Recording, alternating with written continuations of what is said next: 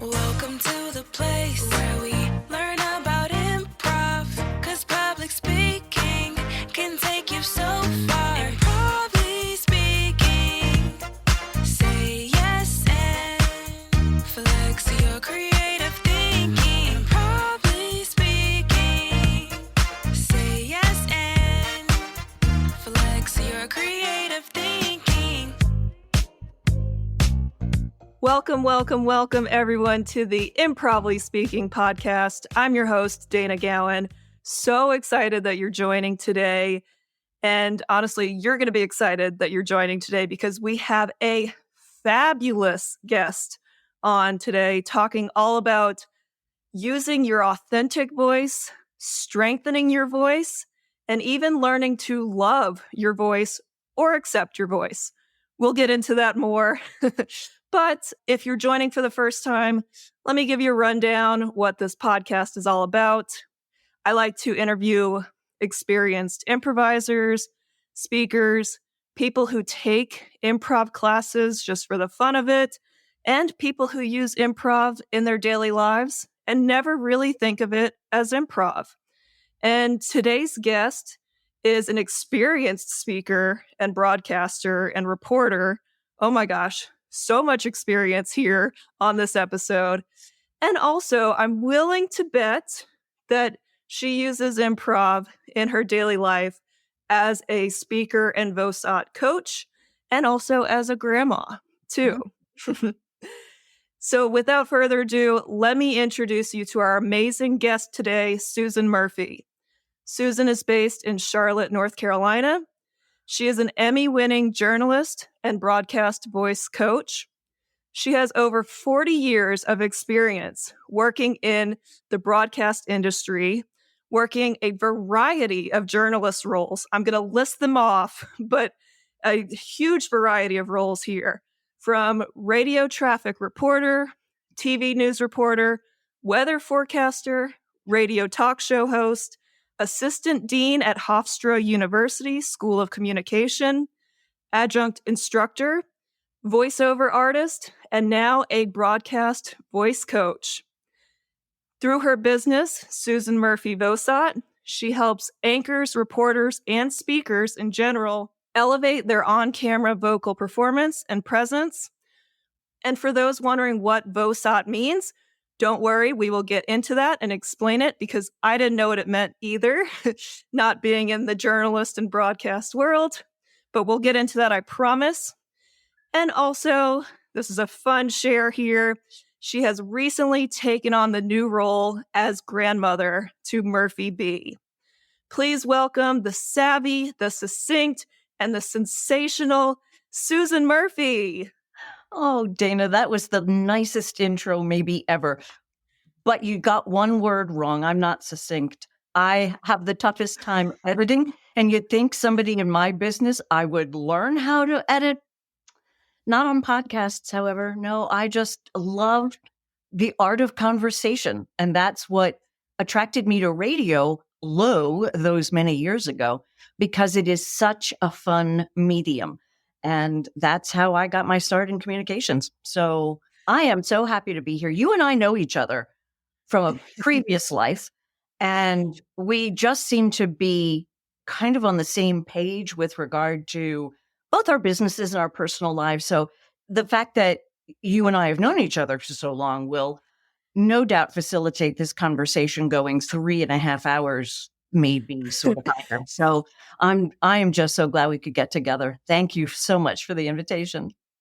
Oh, of course. I'm laughing because succinct is not a word that describes me either. So we may be in trouble, or not in trouble, but this may be a longer episode. We might actually break the record for longest Improvly Speaking podcast episodes. Okay. And you know what? If we do it, yes, and let's go for it, right? Agreed. Well, and I'll tell our listeners a little bit about how we met. And I have a lot of guilt a little bit about how we met. And just to explain, so 2 years ago, Susan came on my previous podcast that I had with another co-host, and the podcast was called The Aha Method Podcast, Public Speaking in a Time of Distraction. And it was a great episode. Like, we even had it edited. It was ready to go. And it just, unfortunately, we never released it because at that point, I had wanted to go the solo route and do the solo podcast. And I promised there wasn't any drama involved. Like, Gabe was super supportive. And we also said, like, oh, we'll keep recording every now and then. We'll keep it up and running. And, things get in the way. Right. Life gets in the way. Sure. And I just feel so bad that we never released that episode, Susan, because it really was terrific. You were terrific in it. Well, thank you. But I also remember, too, that might have been maybe the second podcast I'd ever recorded. This Okay. one is my 41st. So I think I Wow. might be a little better at it. Maybe succinct might get in there somewhere. If you say, okay, we only have 2 minutes to go, I might be able to wrap it up. So you're right. Life happens. And on the radar screen of life, it's a blip. And we all have lots of blips. And now we have this opportunity to make it up or reinvent. So it's all good. I am here to make it up to you today. And to be honest with you, afterwards, after we had that conversation, we continued to stay in touch. And you actually did some coaching sessions for me. I said, hey, I'm not a broadcaster by any means, but I would like to strengthen my voice in doing the podcast and also just in my speaking abilities and such. So you were very generous in giving me some coaching sessions. And I got to tell you, I still use the stretches that you gave me, the pre-performance routine. Mhm. I honestly, you heard the intro. I feel like I had a pretty strong voice there, and that's really thanks to you. And you know what I hear in your voice? I distinctly remember 2 years ago, there was very much of a raspy sort of raw edge to your voice. That happens because breath is not supporting your speech. And Mhm. girl, you do not have that. So is your voice strengthened? Yes, ma'am. Go you. Yes. And I can tell the difference too, just by working with you. I think we did 2 or 3 sessions and it was quick, like hour sessions, 2 or 3 of them. You gave me one tip you had was to make Post-it notes that said breathe and put the Post-its places that would remind me to breathe and also to do my stretches and the pre-performance routine.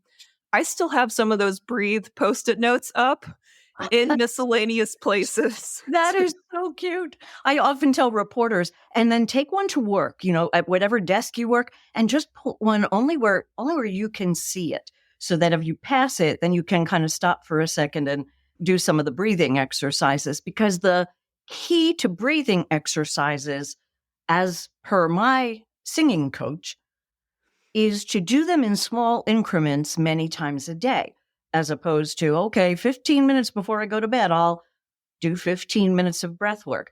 And that maybe it would be helpful, but the idea is to integrate it throughout your day so that when you need to tap into it, when you're suddenly called upon in class or you want to say something in that meeting, it's like your body can, boom, go straight to drop your shoulders, breathe into your belly, bring up air and energy, and it becomes second nature. And that's the key to this. Any conversation we have with anybody is public speaking. So we can call on it at a moment's notice if you want to use it. Not everybody uses it all the time, but I've also had clients who decided to change the tone and pitch, not change, because I like to say that I don't change you because that's wrong. I help you find your best voice, your best pitch. And people, mostly young women, have chosen to literally carry that through their everyday life. And it has made a big difference for a lot of them. And that's been a joy for me to see. It has made a big difference for me. And like I said, I can tell when I'm using the strengthened voice and then when I'm not. And then also if I don't have time to do the 5 minutes pre-performance routine, which we'll get into a little bit on what that is, if you're willing to share a little Sure. bit. Mhm. But even if I don't have time, if I have 1 minute, I can still do the inhale, the 4-second inhale, 6-second exhale. Mhm. And I can tell a difference right then and there just by Yep. doing 1 minute. So Susan, you've just been huge. And I know we've had kind of a 2-year gap. You've become a grandma. You've been busy during this time. But Yes. really, the skills that you're sharing with people is very helpful long term. And not only is it really helpful for your voice, it's really helpful for all of you, especially in the world as we know it today.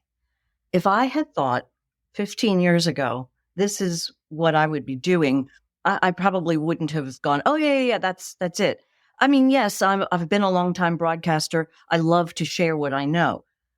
But what I know also just helps people survive the news business. And that's the bulk of my clientele. And it's tough being in that business now for a million reasons. Mhm. We can get into that or not. But these kids work hard, a lot harder than I did when I was coming up.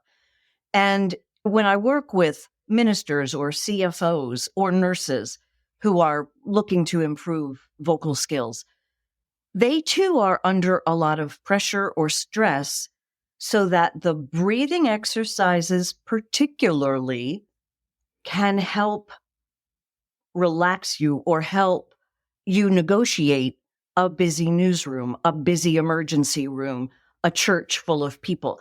And boy, lately, it's a blessing to be able to have that, to know that you can kind of take a minute away, reduce the noise that goes on around you, and just spend some time with your breath, giving your body and your brain a rest. We all need a rest. Absolutely. Yeah, I think it's so important, and I was telling you before we got on, before I record with almost all of my guests, probably 90% of my guests, I give them a minute to breathe, to stretch, to do whatever they need to do to just kind of go inward for a second, calm their mind, calm their nerves. Yes, there's a lot of anxiety when we record, but I gotta tell you, I think it really helps with recording these episodes with guests. And I mean, I'm biased, but I think all of my episodes have been really good with the guests. And I think the breathing routine or just that minute of reset goes a Yes, long way. yes. And you're right. It's a minute of reset. That's a good way to put it. I still do it at stoplights in the car because it's the Oh, perfect amount yeah. of time to just kind of tune out for a second and breathe. It can't hurt you, and it's really just so good for you. And what it does, of course, is this breathing routine is it activates your parasympathetic nervous system, Mhm. runs alongside your regular nervous system, but your regular nervous system sends out hormones and chemicals that send you into fight or flight, cortisol and adrenaline. Your parasympathetic nervous system, which is headquartered, as I like to say, in your gut, it goes to longer, farther parts actually in your body, never to any organ that it sends out chemicals or hormones. And its job is to calm down your central nervous system. So when you activate the parasympathetic nervous system, your blood pressure goes down, your heart rate goes down, and there's this magical focus that your brain achieves. And it can happen in as little as 3 breaths of any kind of rhythmic breathing. And Oh, the folks who did yoga 2,000 years ago figured this out. And it can be any sort of rhythm. As you know, I do breathe in on the count of 4 and exhale on the count of 6. But it can be anything you can manage. I've had some clients who kind of can't do 4. It's just too hard for them. So we'll do a 3 and a 5 for them. So as long as you make it rhythmic and you do it a minimum of 3 times, boom, parasympathetic nervous system activated. And your likelihood of then beginning to speak, thinking about your natural pitch comes from the bottom of your diaphragm, and pitch and air and energy, to me, it's all the same. And a lot of women, especially, don't know they have a natural pitch that sits so low in their bodies. And I've spent a Mhm. long time investigating why. One is gender. When we're children, we all have the same equipment when it comes to vocality or vocalness. Puberty hits and hormones take a man's vocal cords, enlarge and lengthen the vocal cords to the size of a quarter. Girls, our vocal cords stay the size of a dime, which is so funny that Oh. the instrument with which we speak to the world or enables us to speak to the world is the size of a dime. But there you go. That's Wow. so little. Yeah. And they're also men, their Adam's apples kind of get into this mix, and that also has to do with the pitch of their voice. So they have an obvious marker for when their voice changes, as we say. It doesn't happen for girls. So we don't know it. And you know, girls, when you get any girls together from the age of 11 to the age of almost 40, oh, it's so beautiful. Oh my God, I can't believe it. And then it really doesn't come down Yeah. much from that. You know, that's just girls. That's just girls. It's how we play, it's how we communicate. So we have to actually be shown sometimes that no, you do have a weightier, more, I'll say, elegant, authoritative, natural pitch that I can just show you how to activate, which is why I say, I don't change you. We don't invent Mhm. anything. There's nothing false about what I show you. It's something you've had all along. You just don't know it. So that's what I show men and women to do. In men, when we work on breath and pitch, what happens to men's voices, and it's invariably with sportscasters. And it took me forever to find the word to use to describe a man's voice when it gets, I call it it's not quite strained, but you're stretching. And what happens is you tighten up all your muscles and you're doing the sports and you're up here and ba ba ba ba ba ba ba ba ba ba ba, and you think you're on Sports Center, ba ba. Hold on, strap it back down.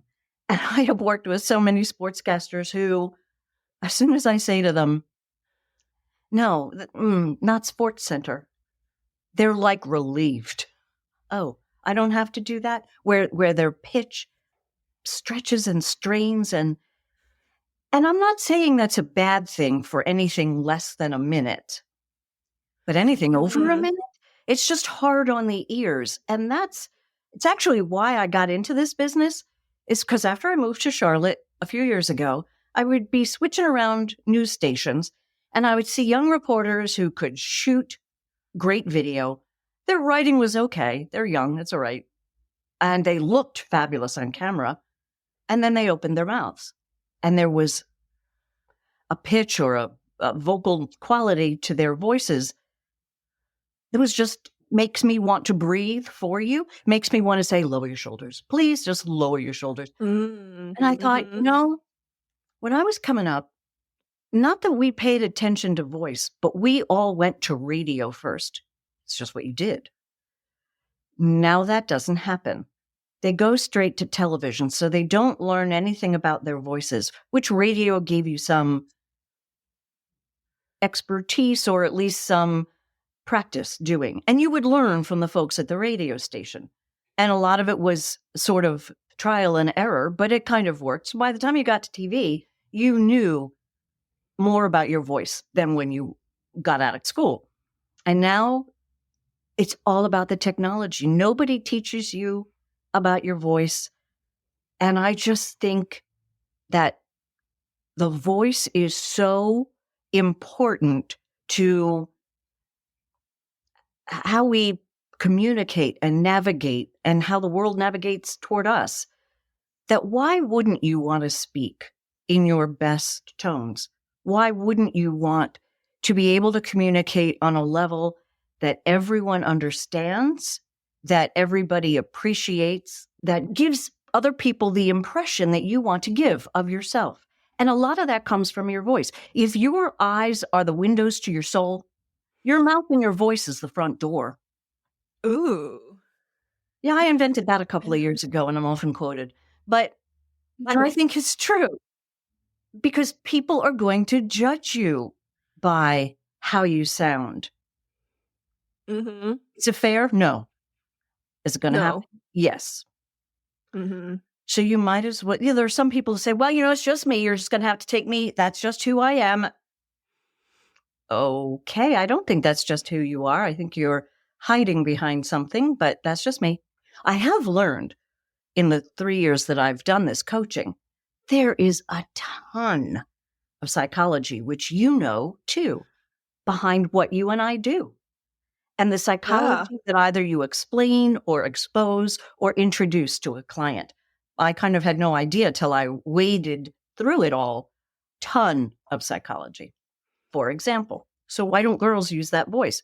Well, one reason goes back to their childhoods, where depending on the kind of family unit they had and how, we're all dysfunctional. It's just a matter of degree. Mm-hmm. Either they weren't appreciated, they weren't being heard, their brothers got all the attention. They were one of four and they were in the middle and nobody really paid attention to them. They were bullied in school. Their voice was too loud, too high, too this, too that. Be quiet. It doesn't matter. I don't care what you're thinking or saying. I was working with a minister a couple of years ago, and we were talking about that because I was having trouble kind of getting her to access that natural pitch. And when I can't do it, say in the first 10 minutes, I automatically know where to go. And that's back to how you grew up. And we were talking about that, and I tread very gently. And I was talking about maybe not being appreciated or listened to or what have you. And her eyes filled with tears. And she said, oh my God, in my house, in my family, that's a generational thing. No women were listened to or thought to be valuable or thought that anything they had to say mattered. And then she said, and I have a 5-year-old daughter, and I am not going to allow that to continue. It stops here. Mm-hmm. And her sermons came across with so much more power, with so much more resonance, and I'll call it listenability. For her, it was life-changing. And it's because I tapped into something that just normally doesn't come to the surface. At least she's not aware of it. It happens subconsciously, not consciously. And that's, I've come to learn, somewhere between 15 and 20% of the women I work with. Oh, yeah. Probably more, I would say. It's so powerful, too. I relate so much to what you were saying. And also, I think to the flip side of girls maybe having to be quiet, but then also girls are cute and they're the cute ones and they've got the cute little voices. And that's where they're like, Yep. hi, can I have this? Oh, I would so love it. And you get taught that like that works, right? That Yep. cuteness works for you. And while you kind of grow out of that, I think hopefully as you get older, maybe not. Maybe not. Particularly in relations or relationships with men or romantic partners. Let me tell you, there are some girls I've worried about in terms of what that was for them. And it shakes my breath away a little bit. But it's when you can show someone that they own and have and can use this beautiful, powerful voice, step into it, it gives them a whole new outlook. It almost surprises them that they can do that. Of course you can do it. You just needed a little push. So my job is to walk with them as they step out of the voice that served them well, as you pointed out, got them what they wanted. But now it's time to do this another way, a more appropriate way, a way that doesn't rely on cuteness or sweetness or breathy or sexy or whatever. A confident way. Yeah. Yes. Yeah. Yes. Yes. Because I often say, Confidence begins with your breath. When you can make a strong statement, when you can puff up just a bit and come out with what you believe, what value you bring, what the life experience or whatever that you are sharing, the rest of the world needs to hear it. You can't hide behind it. Your family needs it. We could talk about this kind of communication in families or in romantic partners or whatever, but just professionally. So working with one client, she's in Australia and I love her to pieces. She is a CFO and she's also running for office in one of her local precincts. And she was the only woman in the C-suite now in both companies that she has worked for. And she was just needing that. How am I going to rise above the male? I don't even know what you want to call that. Norm. I don't know. Norm, there you go. The male norm. Yeah. And she took to it really quickly. And once she started figuring out the baby steps, those steps became bigger. And yeah, she was a joy to work with. And sometimes when I work with news people, they often have a little voice in their head that says, okay, you're on TV now. Sound like a TV reporter. Oh, God, please don't. Please don't do that. 25 years ago, that was fine. It's not fine now. So to remove the voice from their heads, which I guess you work with also, the voice that limits you in your head. Absolutely. Yeah. I have a whole exercise called taking off the jacket of judgment. And it's kind of just, it's a visualization. I didn't come up with the name, but I've kind of made it my own visualization piece of just imagining that you have on this heavy coat or jacket, and then you take it off slowly, and then you feel the weight of that jacket. And that is supposed to symbolize the jacket of judgment that we hold for ourselves and for others, but mostly ourselves. We are our own worst critics for sure. True. And then, we visualize throwing that jacket away, throwing it far, far away, and then just feeling the lightness that we have, shoulders dropped again, and that lightness that we have, not carrying that judgment around in the world and allowing ourselves to just be ourselves. And, some people are like, I don't get it. It doesn't work for them. But for some people, including myself, it really does help to just visualize that jacket is off. I'm here as I am, as I'm supposed to be, and I'm enough in this conversation. That's right. I'm enough. That is a wonderful exercise, removing the jacket of judgment. And if we just do it for ourselves, we make bigger waves in the world. The jacket doesn't hinder us. Brilliant. Mm-hmm. Brilliant. I'm just taking all this in because, as you know, when this episode comes out, baby girl will be in the world, hopefully thriving and crying and eating and enjoying all the baby things. But I am 8 months pregnant as we're recording this. So I'm just taking all this in.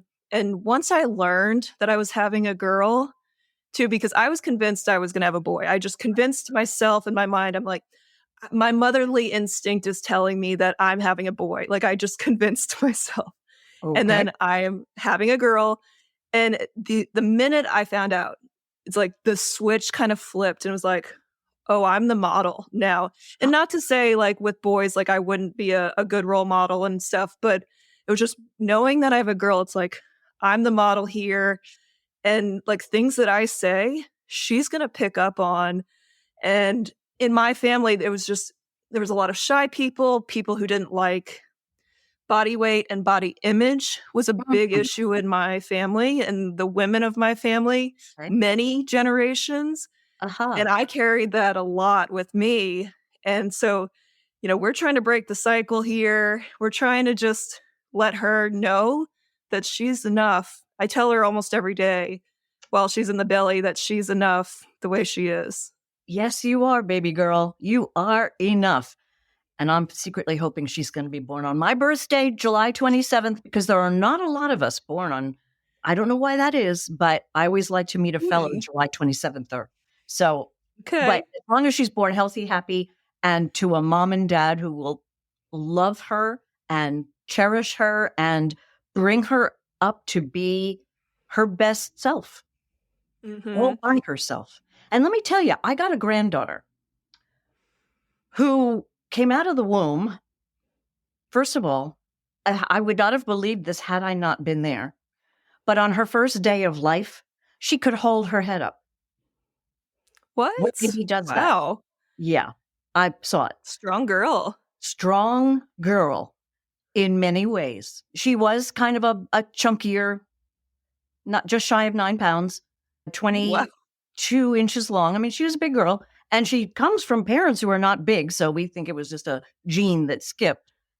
And let me tell you, she is strong in neck muscles. She is strong in her opinion. I'm not so sure almost 3-year-olds should have strong opinions, but this one does.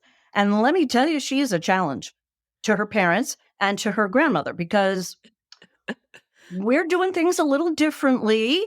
My daughter and son-in-law are very much into gentle parenting. Mhm. No, I'm not. No, not happening. It's No. different generations, Yeah. right? Yeah. I watch and I don't jump in, but when Murphy and I are together, and you'll notice Sweet Murphy has my last name. And I did not see that coming. When I Oh, was introduced to this granddaughter, that's right. this is Murphy B. M- That's so Murphy, sweet. Murphy? Yes, Murphy. Claire named it for, our side, named her for our side of the family. It was an homage to Oh. my father, and because Claire and my dad had a great relationship. And anyway, so Murphy B is quite the young lady, and she's now in preschool, and she is smarter than the average bear, and that can work against you when you're that young because Mhm. she's very opinionated. Her language skills, her teacher said we could put her in kindergarten and she'd do just fine. A little scary, but her parents also have been doing flashcards since she was an infant. Wow. Did it pay off? Yes. But flashcards as an infant? Every time they'd go out to dinner, flashcard, but she liked it allegedly. Anyway, I'm not so sure. But so she and I have a different sort of relationship. And I think children need to know where they stand and where you stand. And gentle parenting blurs that line. So I'm not a fan. But so be it. I think I just children need the structure and they need to know how far they can go. And I'm not saying,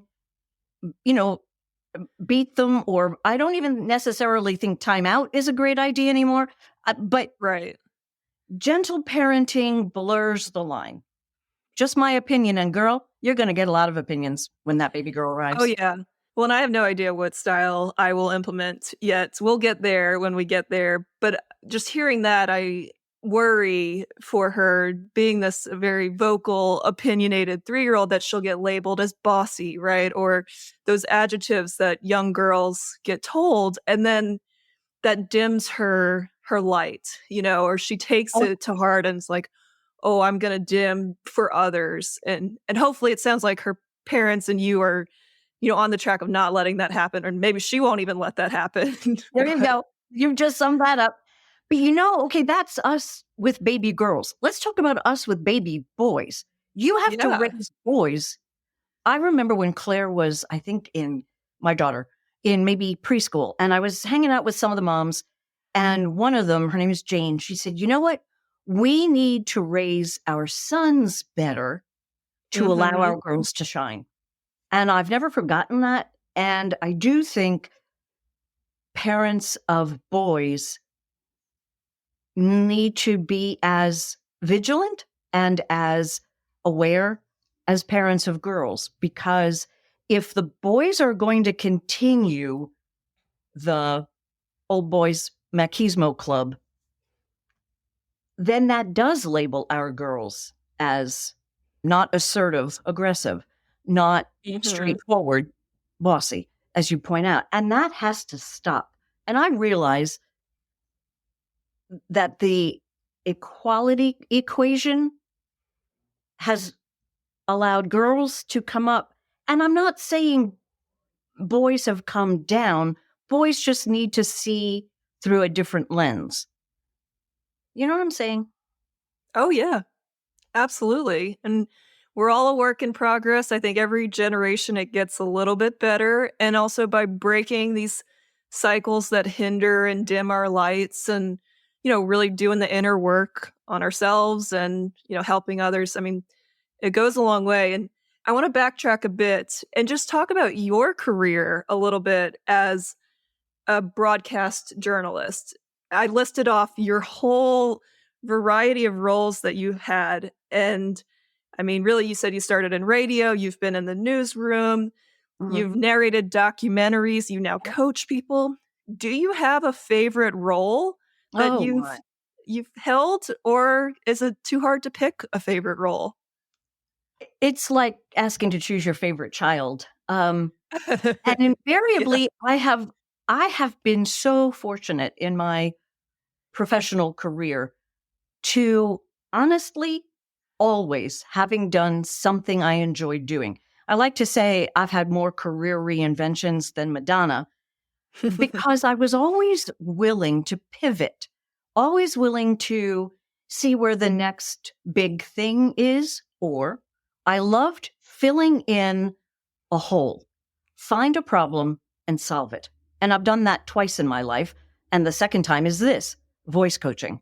To my knowledge, I am one of the few broadcast voice coaches. There are TV coaches, don't get me wrong, there are lots of them. But they usually are in larger companies and they will look, at your hair and your makeup and the this and the that. And I mean, I'll do it, but I work with your voice, your writing, and your storytelling. And that's it. So I love being able to find the hole and fill it. Growing up the way I did, I had two parents who were very busy working. So my sisters and I raised ourselves, kind of. So we had no parental applause, and kind of our job was just to stay out of trouble, especially with my mother. So we worked our way into the world the way we were going to work it. I went the most traditional route. My two sisters did less than that or differently than that. And when I got into radio, I had graduated college at the age of 20 and a half. Oh, because I raced through, because I had to get a job. And then when I helped start the Shadow Traffic Network New York, I had worked at Shadow Traffic Philadelphia. They were going to start that office. I was the program director. And I went to New York and I had to meet with every program director of most of the radio stations in New York City. And I distinctly remember taking those meetings, and I would walk in and the men would go, oh. And the look on their faces was, what is this 25-year-old girl doing here?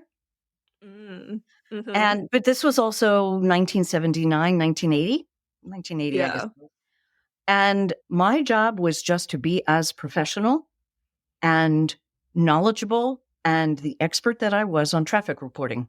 Yeah, you might be a program director at a New York City radio station, but you know diddly squat about traffic reporting. Hi, I'm a her. Yeah. And so just always being aware of, I was often the only young woman in the room, just to be professional at all times. Now, the fact that the voice you hear now is pretty much the voice I had when I was 25, very little difference. Wow. That helped. I never had a girlish sound. I never had, growing up in Philadelphia, never had that mid-Atlantic accent. This is the voice I use. And maybe it was subconsciously that I developed a stronger presentation skill because I had to. Yeah. And it's not like I was one of many and, could I pipe up or could I add something? No, I was it. So, but it had to have been subconsciously. I don't remember doing it consciously. And so my whole life, I've just been the professional me at all times. And that that has worked. And I look at the young women coming up today. Oh, here we go on my soapbox.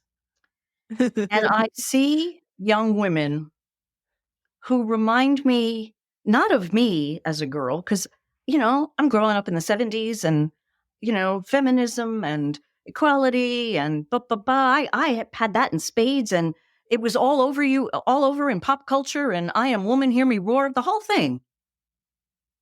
Not now. What happened? The young women coming up, it's like we didn't exist. What happened? Did we not show you, teach you? Did you not learn? What's going on here? I hear, oh my gosh, horrible stories in newsrooms about sexism and misogyny, and let's not even talk about anti-LGBTQ, or let's not talk about natural hair for women of color. I mean, please stop it. Just all of you stop it. And my heart sinks when I think I grew up on the shoulders, or not grew up, but I stood on the shoulders of a Jane Pauley and a Barbara Walters and some of those early women who fought very hard to become successful in the broadcast industry. And somehow the torch never got passed, and I don't know what happened. I don't know. And that makes me sad sometimes. There's still very much a good old boys club. And maybe it's true, and I'll bet you people in lots of other industries would say the same. But 40 years later, that shouldn't be true, but it is. So as we circling back to raising our children to understand and appreciate and value who we are for what we are. I mean, it's so fascinating, and I don't know anything about the broadcast industry. I watch the news here and there. I try not to, honestly, sometimes, just because it's, sometimes it's scary. It's sensationalized a lot of times too. Yep. And I'm curious for you. And you said sometimes people have broadcast voices, right? Like, all right, we're on the air, and then they go, "Good evening, welcome to Channel 4 News," right? And as an improviser, I've certainly played reporters, you have the reporter trope of putting on that broadcast voice. Yeah. Mm-hmm. Is that common, or for you, do you just speak in this voice most of the time, and that's how you really can curate that authentic, confident voice? Bingo. Yes, I always speak in this voice to curate my natural voice to what it is I'm speaking about. And doing a lot with public television, and I did tons of on-air fundraising with them, and that was all improv. Most of the time we are not looking at prompters.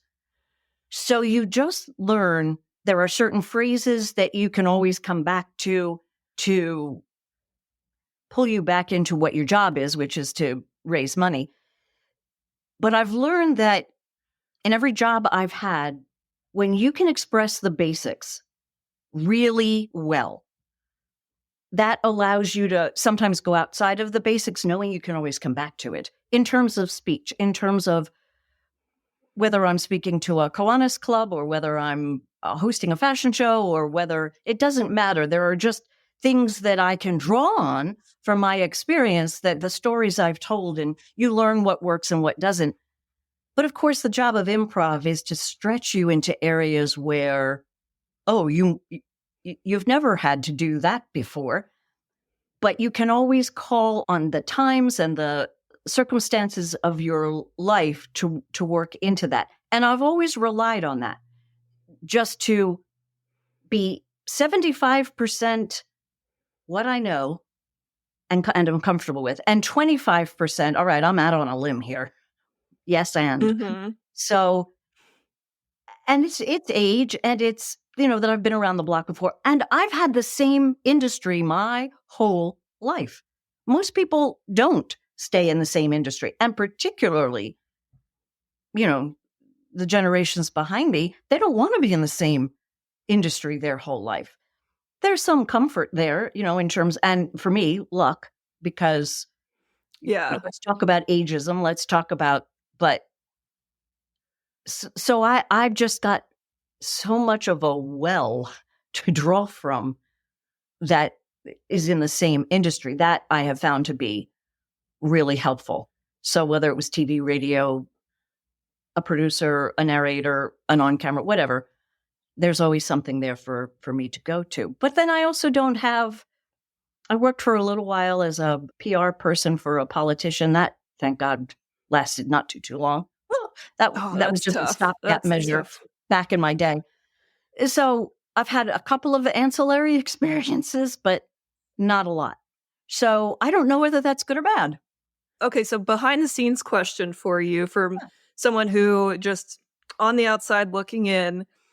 Whenever news reporters come on, even if it's like a really breaking news topic or something crazy happening in the community, they still seem so calm, right? It's the voices, they're confident. There's a lot going on, there's chaos, but they're calm, even if they don't have the answers. And I think of when something hits, a natural disaster or something hits in the community, you turn on the news first to get answers. And we expect the reporters to have answers, and they don't have answers, but yet they compose themselves so well. Even in the event of not having answers, they'll still hold that space to say, hey, we're on it right now. And so they're very calm, they're very confident. How do they develop that? Is that excessive training, strong vocal control, all of the above? Divine providence? I'm not really sure. Personally, I was out of the news business on 9/11, and I often wonder Oh, yeah. I was in New York, but not in the news business. And I often wonder how I would have handled that, but I didn't have the chance. Mhm. I was on the air when the Challenger, the NASA space crew exploded, Yeah. and a plane crash on Long Island back in 1991, 2, 3, something like that. So I've not had a lot of those experiences. And I've recently worked with some young journalists who weather disasters are far more likely to happen to these kids than it ever did to me 40 years ago. Thank Yeah. climate change. So they're reporting on tornadoes, they're reporting on flooding, they're reporting on, for a while there was snowstorms. It's just you dig deep and it's your job to stay calm and give information, and you just do. You can collapse later. I'm working with one young woman who, in Kentucky, was sent a couple of 100 miles away to cover some tornado damage there. So she was staying in a hotel. She wasn't even going home every night. And we had to decompress from that because there's trauma in what you see and what Yeah. you report on. And when you look at the reporters who have been around the world, in Ukraine, in Palestine, in Israel, in the Sudan, it's everywhere. Wildfires. Mhm. It's traumatic, but there is just something about knowing it's, doctors first do no harm. It's kind of the same thing. I'm here to help the patient. I'll deal with me later. Newscasters, I'm here to help my viewers. I'll deal with me later. And you just do it. And you do realize later, and you might, be running into the ladies' room. And I was doing some radio work for the Associated Press when the school shooting in Connecticut, which was Oh, one of the first ones, in the name of the is it town, Sandy Hook? Sandy Is it? Hook. Yeah. And I was on all afternoon. And now I was not reporting live. I was reporting actually from my house, getting information in and getting reports out. And I got through all of that. And by 5 or 6 o'clock, when I just sat and cried Mhm. because of what I just had to talk about. So if he doesn't affect you, there's something wrong with you, I think. Yeah, for sure. So we just learned that our first responsibility is the viewer, and we can't fall apart. We have to bring you really important information, life-saving, life-keeping Mhm. information. So we just do it. I was thinking about that with just you coming on and also just, watching the news and seeing how calm and composed they are. There are brief blips of vulnerability, though, that the reporters will show. They'll say, we're thinking about the victims and the families involved or all those who are involved in this. Our hearts go out. There is a brief bit of vulnerabilities. And it's not that their voice even breaks, really, but it's just like they do go off script a bit to just say, we're thinking about you kind of thing. And I do think that goes a long way too, and especially in events like that. And I just think about vulnerability a lot because I talk about that in storytelling and presenting. And, when you're sharing and being your authentic self, you have to be vulnerable. And so I just wonder that balance of giving life-saving information and breaking news and also having a bit of vulnerability. And it's got to be very hard on reporters. I don't envy them. But the storytelling, you're right, demands that. And I think 9/11 was the day that just happened. And the world has changed a lot since 9/11. And the news business is in a lot of trouble. In terms of people not watching, in terms of people getting news elsewhere, in terms of people believing non-news, fake news, misinformation, disinformation. Our industry is in turmoil. And let me tell you, I don't even know what it's going to look like by 2025. Another story. Mm-hmm. But my point is that viewers do not want to be lectured at. It was okay before 9/11 or, even Walter Cronkite on the day Kennedy was assassinated. And that was the first live television event ever in 1963 and then grew from there. It brought TV news to prominence. If you are shut off, if you are an observer who is just watching and not reacting, people don't want that anymore. Nope, doesn't apply. They want to robots. They want to be involved. They would like more of a conversation as opposed to an anchor reading at them. And a lot of stations are now putting anchors out in the field more often. A lot of stations, learning to read a prompter, you could train a monkey to do. But most stations will not even think about giving you any anchor experience until you've done 5 to 10 years of reporting. To be out in the community, to know what your community issues are, to have walked with those people, whether they are, mothers of children who were gunned down in gun violence, or whether they were, political prisoners, or whether they were the mayor, or it doesn't matter. You have to be out there and you have to know and appreciate your community to be able to report on it and talk about it with real intelligence. And sadly, let's go back to, it's all about the technology. Young reporters don't really have the time now to develop sources, to go to coffee with the police chief, to do things that would really allow them to get more into their communities so that when big things or small things happen, they have more resources, understanding. They have more people to go to and ways to get more information. They just go to things, shoot what's there, report on it, and go home. And, it was more like that when I was coming up, that we would do that. It's not that way anymore. And I think the TV industry has to take a good long look at itself. And I don't know what the answer is. The commercials that we all watch, there are far fewer and far between. The ad dollars are not there. So newsrooms have cut back. It's a vicious, vicious cycle. So what I'm hearing... Oh, go ahead. I was going to say, and after the 2024 elections in November, November 6th, the morning after, life is going to look a lot different, no matter who wins. And it all changes on November 6th, and I don't know what it's going to change into. What I was going to say to some of that, what you're saying is it sounds like some improv skills are needed of reporters, right? And certainly you have the teleprompters, you have your script. And also, let's get into first your whole business. I know we've been talking for almost an hour, but your business of Vosot. So can you tell us what Vosot is first? And then we'll talk a little bit of improv too. And maybe how that works in conjunction. Yeah. Because I could just listen to your stories all day about newsrooms because I'm so removed from that world. And it's just so fascinating to hear. But tell us what Vosat is first. Sure. I called my company Vosat.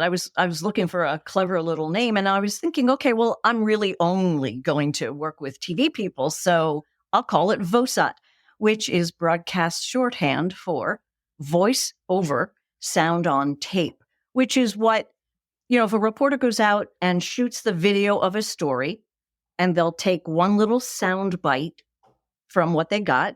Then they come back and they write a script for the anchor to read. If the reporter is going to do the story, that's called a package. If the anchor, if what is written and, shot is for the anchor, that's called a Vosat, because the anchor will read up, there's a little soundbite up, and then the anchor wraps it up. That's called a Vosat. So then I would branch out and I would work with other people and they'd go, Vosat. So now it's a little behind the scenes in television, voiceover, sound on tape. So yeah, that's the name of the company. And there aren't two of these companies, so it kind of stands out, Vosat. Yeah, I only know one Vosat. So yeah. That's it. So that is a big thing with script writing. And I know from our previous episode, but please elaborate too, writing short sentences, having that strong voice when you have that sound on tape. Short sentences thing goes a long way for me. I am a very wordy, lengthy writer. Me too. And then when you go to read it, it does not translate like the written word. Yeah. Because you haven't written it like you speak. Mm-hmm. You should always write like you talk. Maybe slightly elevated, maybe slightly bolder. I always say, my reporters and anchors too, you are experts and you are educators.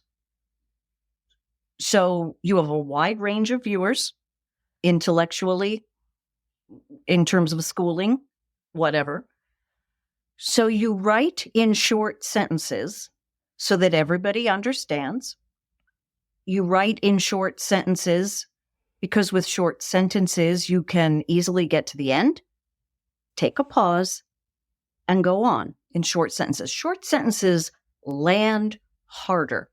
You come across as much more authoritative, as you really know your stuff when you use short sentences. And those pauses that you put between those short sentences are good for two reasons. One, you, the speaker, get to take a breath, drop your shoulders, breathe into your belly, and your brain can go to the next sentence.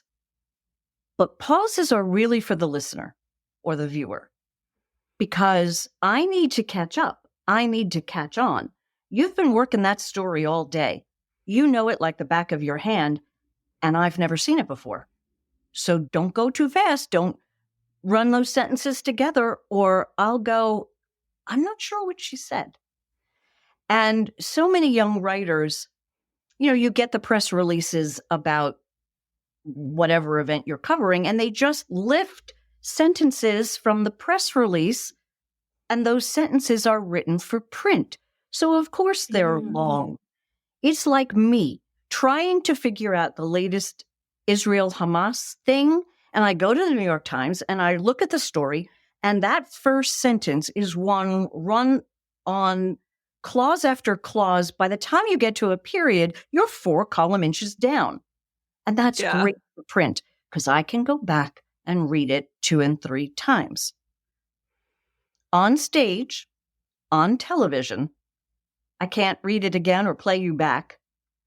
My famous expression, write it like a 5th grader, deliver it like a college professor. Short sentences are the key to getting people to understand things. And because we use short sentences, and this has been going on for years, the media, they dumb down everything. No, we don't. We don't dumb it down.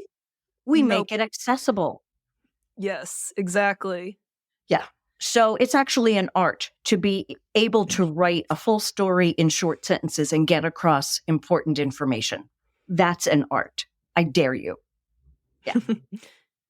I know in the public health world and health literacy side of things, they say to write print materials like on a 6th grade reading level.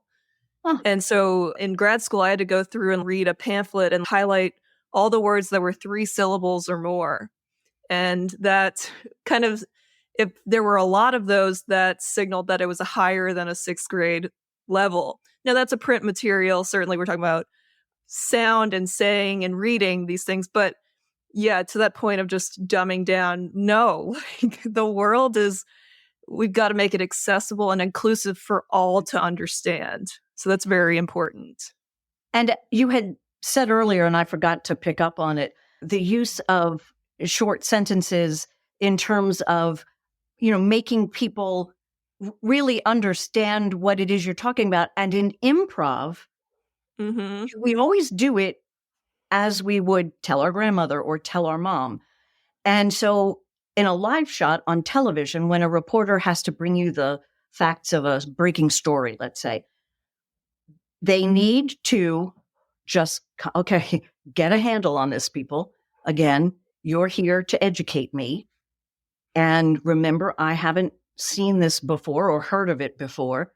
So just settle in and give it to me as best you can without stumbling, without umming and ahhing. And if you use words that are too long, or if you run all those sentences together, you've not done your job. You haven't transmitted the information to me in a way that is best absorbed. So, improvly speaking, in terms of a live shot, it's a very hard skill for reporters to master. It's not always easy. They say about journalists, we're just high school theater kids who can't sing. So a lot of them do have a little bit of acting background. So they will draw on that, which is a good thing. And that's true about 50% of the time, by the way. I was a high school theater kid who could sing. So we sort of fill the need. Our brains understand it. We just hope it gets to our mouths that way, because being live on television is a daunting kind of thing. There could be tens or hundreds, or not hundreds, tens of thousands of people watching you. Let me tell you, if I ever thought to myself, oh yeah, and I'm on the air and there are 150,000 viewers, I would die. I would clam up. I'd have nothing to say. So, well, in this age of technology, if you mess up, you're a meme now. I mean, thank goodness the internet didn't exist in my early days on television. OMG. And that's another thing that reporters, and I guess everybody, faces who are in some sort of public spotlight. Let's talk about stealing your voice and running it through artificial intelligence and making a commercial sound just like I don't know who. That's A. In terms of any news reporter has to usually have a Facebook page, or really mean people can tell you awful things through your Facebook page or through the station's Facebook page. The stalking. Yeah, sure. I was stalked coming up. Every woman broadcaster was. Every.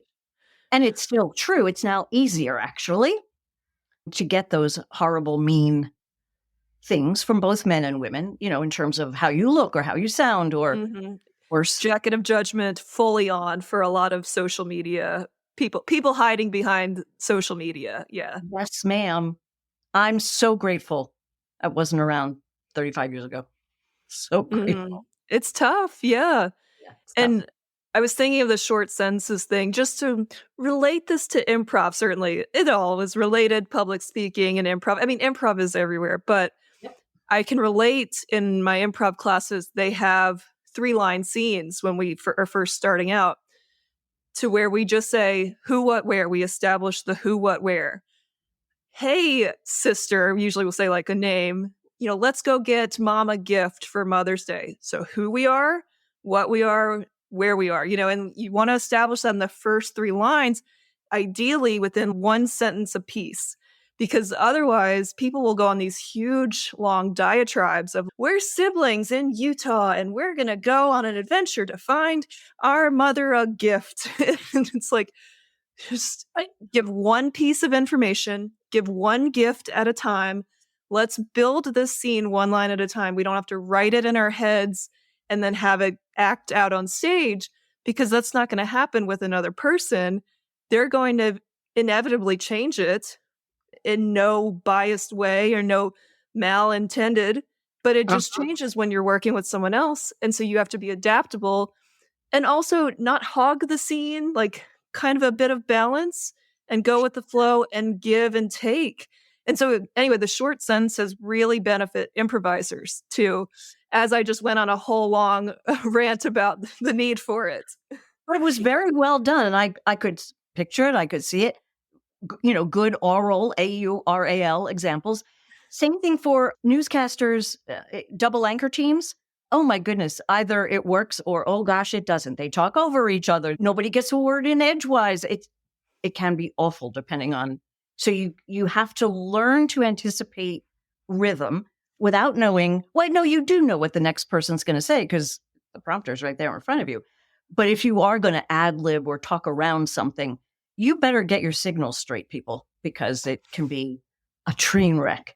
And that too is a skill that takes time to develop, how to work with a co-anchor. And working all those years in public television where you often had a co-host, you learned quickly. Susan, I want to give you and us a quick break because afterwards we're going to come back and talk about taking care of our voices. So I'm going to give us a break so that we get some water, take care of our voices. And then when we get back, we're going to talk about strengthening your voice and caring for your voice. Love it. We will be right back.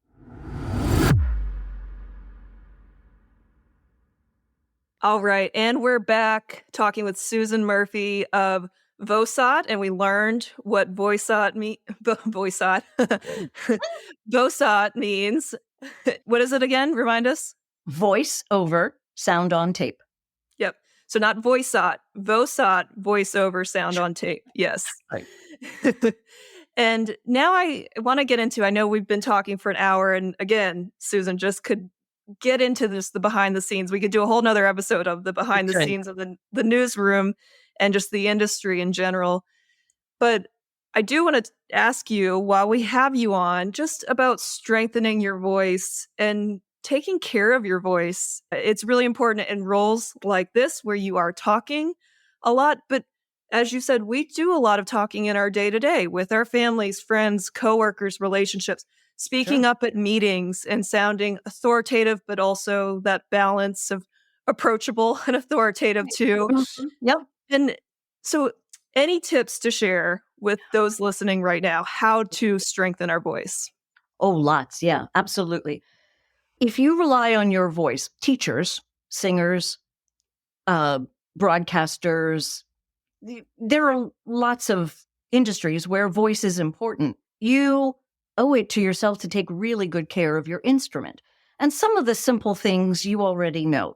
Rely on hot tea with lemon if your throat gets sore, or warm tea, I should say. I often tell my anchors and reporters, even when you're not sick, always have like a lozenge or a hard candy in your mouth to help with the saliva production. And then as you swallow and it goes past your vocal cords, it doesn't go through them, obviously, or you choke. But it helps to give a tiny little bit of lubrication to your vocal cords, which, speaking of your vocal cords, and we did talk to you about how for a guy they're the size of a quarter and for women they're the size of a dime. The outside of your vocal cords, the only way I can describe this is truthfully, and that is they're kind of covered in slime. And that slime needs to be hydrated. And it happens kind of two ways. And the most important way is from the inside out. You need to be drinking 64 ounces of water a day to hydrate your skin and, make sure there's enough blood volume in your body. And you have to hydrate from the inside out. I will tell anchors, you need to consume 2 liters of water 2 to 3 hours before you go on the air. Now, for morning anchors, that's a pain in the butt. But yes, at 1 o'clock in the morning or 2 o'clock in the morning, you should be drinking a ton of water. And because it takes that long to hydrate your body, and it also gives you time to use the bathroom. So do that every morning. You should be drinking tons of water before you go on the air. The other way your vocal cords are hydrated is when we breathe through our noses when we're not talking. When we breathe through our noses, your nasal structure humidifies that air that is going to pass your vocal cords. So that's nice. When we breathe through our mouths, no such humidification. So you're drying out the slime because we're breathing through our mouths. So you really have to be careful about that. So when you get a sore throat, if you're coming down with laryngitis, if you have laryngitis, do not whisper. That's the worst thing you can do. That can just really aggravate the problem. I call it speaking under. You kind of, all I can say is speak under the laryngitis. Force that air and energy to come up from the diaphragm and speak under the laryngitis. And actually, when you have laryngitis, you shouldn't speak at all. Yeah. I walk around with a pad of paper. I'm a wedding director at church, and a couple of months ago, we were at the rehearsal the night before, and my laryngitis was so awful. I had the pad of paper, and it said, "I have laryngitis. Ask me yes and no questions." Oh my gosh. Yeah, we got through it. It was fine. So you also need to have a really good doctor. And how do you find that really good ear, nose, and throat doctor? Because you use your voice. Here you go. Wherever you are, particularly in a larger town, you find the local opera company and you call them and you either talk to the director, or you talk to the PR person, and you say, "Who do your singers go to?" Oh, wow. There you go. That's who you go to for your throat. If you don't have an opera company, you call preferably a teaching hospital. You go through the PR office and say, "I need your best ear, nose, and throat doctor. Just between you and me, who is it?" They'll tell you. So that's a good thing. So you get yourself a really good ear, nose, and throat doctor who can follow your progress or for a while there, I was plagued with sinus infections. Well, that was no fun, and it prevented me from doing what I do. So I had to be watched. And yes, that's how you're going to get steroids. And no, you shouldn't do it. But if you got to talk, you're going to get steroids. So be that. So you take care of that voice because the dear Lord only gave you one. And sucking on lozenges, drinking tea. Obviously, before you go on the air, before you give a speech, 2 to 3 hours, please do not have dairy. Do not have yogurt. Do not have milk. Ice cream. I've heard that. Yeah. It helps in the production of phlegm, and you'll cough your way through that speech. Try to stay away from spicy foods for the same reason. Not to say afterwards, knock yourself out. Go have all the spicy Mexican tacos you want. Just don't do it before. The lozenges, tea, honey. Honey is really good. It does have antibacterial, properties that can be helpful. I've been known to get, there's a brand of, I want to say one kind of whiskey that has honey in it. So like when it's like the weekend and you can put a little of that in your tea, you're feeling a whole lot better. Lemon water is very good to have. Some people say not to have caffeine. I'm a big believer in caffeine. It gives you energy. If you're sensitive to it, fine, don't do caffeine, but I'm a big believer in caffeine. So those are some of my rules that I pass along. And if you're just vocally tired, stop talking. Just tell your family. Yes. I work with the Game Show Network, and I have cool. with their hosts. And my job is to keep their voices healthy because they tape 6 shows a day for 6 weeks. Oh my God. Yeah, that's a lot. That's so a lot. much.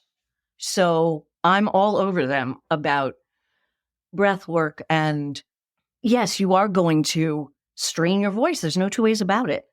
But let's keep this to a minimum. And when you go home on the weekends, you're going to say to your family, ask me yes and no questions. You got to do it. You got to do it. It's your instrument. You're going to love what I ate right before we got on. What? I had a glass of milk and a cheese wheel. Oh, no. Because, yeah. And because I am pregnant and I ate earlier, I'm not sleeping well. So I just get up whenever Sure. the legs get crampy. I'm like, all right, I'm just going to get up. So I got up early and I ate breakfast early. I'm like, I need to eat a little bit before we record because if I don't have food, like I get kind of spacey feeling, that brain fog. And so I'm like, I'm going to eat a snack. And so I had milk and cheese all on the don't list, but you I think sound better than fabulous. nothing You sound fabulous, but because I did my exercises. Yeah, you got away with it. Good job. But you were also drinking a lot of water, so that probably helped too. Keep that phlegm from doing its thing. Yeah. Well, and I did reach out to you earlier in my pregnancy because I was noticing that I was struggling so much when I would have to give presentations or even leading meetings. I facilitate a lot of meetings. I'm a wellness consultant in my full-time job, so I'm leading agendas and kind of going through items. And so I am doing a lot of talking, and it's not the presenting that I would love to present, but I'm doing a lot of talking, and I was finding like, oh my God, I can't catch my breath. Yeah. And part of me, the ego side of me was like, we've conquered this issue. We've gone through this. We've conquered the nerves. You are a speaking coach of all things, and you're struggling. I had to do a bit of release and just say, look, there is something in my belly, in my uterus, that is changing the way my lower half, my middle half, everything's going on. My diaphragm is really affected. Yeah. Right. Well, your diaphragm is a muscle that is attached to the last ribs in your rib cage, and it's a long muscle. And when it gets filled with air, it blows up like a balloon, so that when you fill the diaphragm with air, it pushes both down and up to make that sort of elongated balloon shape. And sure, when it's filling up, it's meeting resistance from your other organs that have been pushed up by this lovely life growing within you. You have also not doubled, but you've gained blood volume. You're heavier than you were. There are hormones coursing through you that in levels that you've never had before. So all of that is going to play into how you breathe and how you walk. And it does stifle expansiveness because you're making room for somebody else, not your diaphragm. So it just is what it is. And you have to work around it best you can. And what better excuse to be running out of air than a little one? So it won't be this way forever. As I got bigger and I did a few in-person presentations, not a ton, but when I was in person, my joke was starting off because I knew it's probably obvious, but then people would be wondering. So then would they be listening to what I was saying or just wondering the whole time? So my joke would be, I had a big breakfast and I am 6 months pregnant, 7 months pregnant, whatever. And at least then there's, oh, okay, cool. I thought so, but I wasn't going to say anything. Now I can listen to actually what she's going to talk about. That's so funny. I had a big breakfast and I'm 6 months pregnant. I love it. And it makes people laugh too. You know, anything to break the ice or to get a smile. Sure. Brilliant. Well, and then, so that's taking care of your voice. Now, having a stronger voice, I mean, we've kind of talked about a few things. Having shorter sentences, which I admittedly struggle with for sure, which the shorter sentences can help with not trailing off the cliff. So if you're talking for a while and ranting and then you kind of run out of air and then it's like, and then I'm that last syllable. I'm sorry. What did you say? Yep. Falling off the cliff. Yeah. Well, first of all, every time you do breathing exercises, you are strengthening your diaphragm. It is a muscle.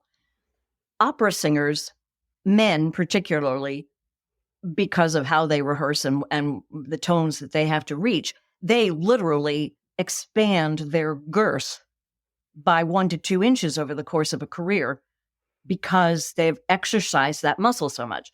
So that's So that's strengthening your voice.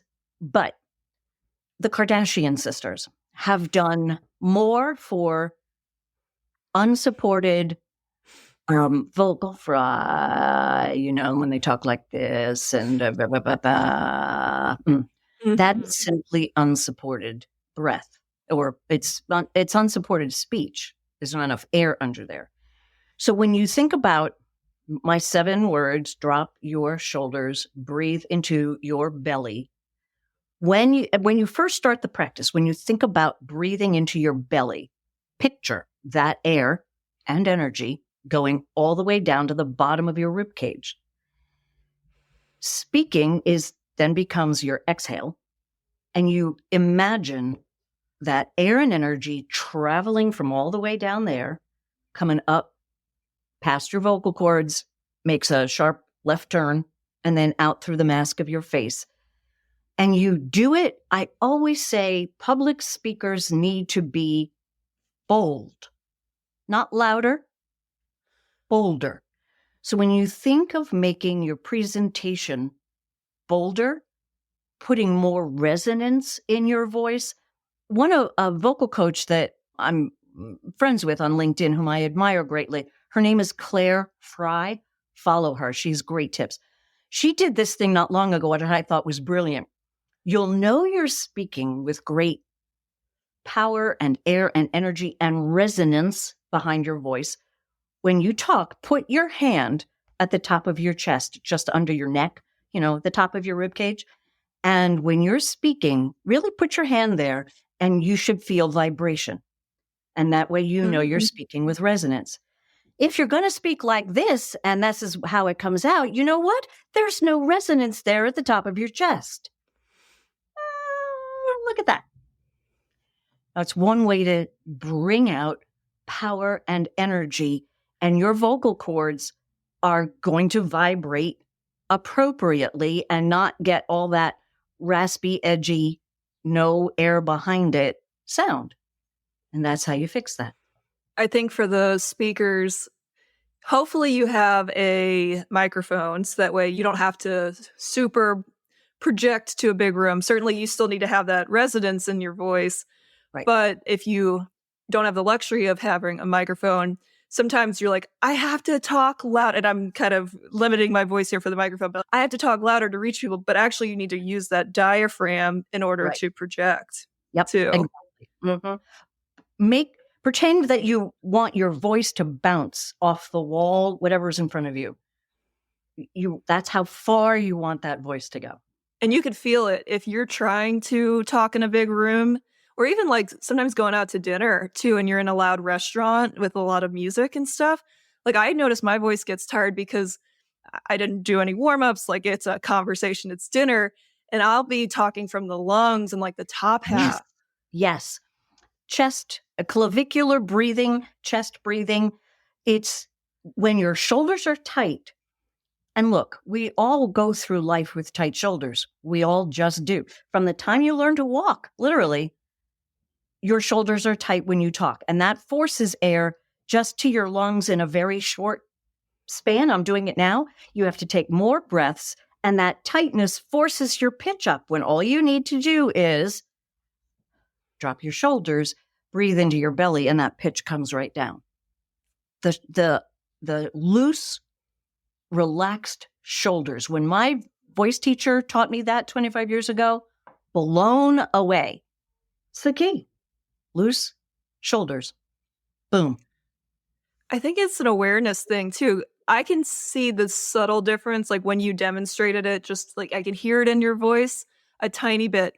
But I notice it in myself too. If I take early meetings at work and it's, the morning and my voice is I'm waking up and I haven't had a lot of water or whatever, like I can hear the fry or not quite the crispness of it. I can tell when I'm on and then when I haven't really trained or warmed up my voice. Right. And so it's an awareness thing too. Yes.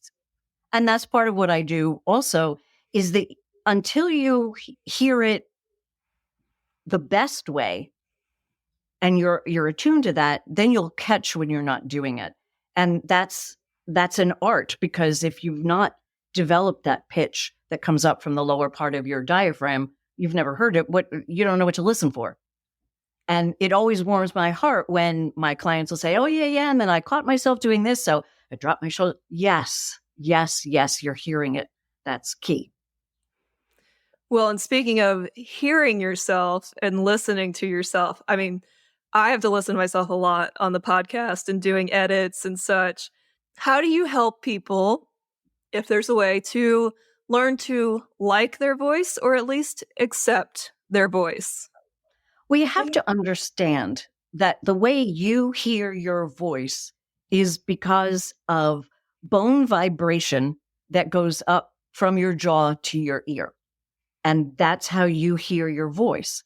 So that's what it sounds like to you, and you're okay with that.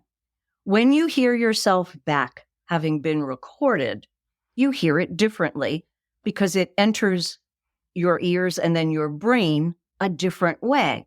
So of course you sound, that's not what I sound like, is it? Well, to other people, yes. It's like singing in the shower. You sound fabulous. I'm ready for Broadway. Not so much really. So you just have to make peace with that. That can't change. But as long as you are incorporating your best pitch, learning to regulate your pace, pausing to allow your listeners or audience to catch up with you. And then I would also say, in terms of public speaking, if you were to ask any of the great TED Talk people, what's the number one most important thing about you making that TED Talk? And every single one of them will say to you, passion. Really? Yeah, passion.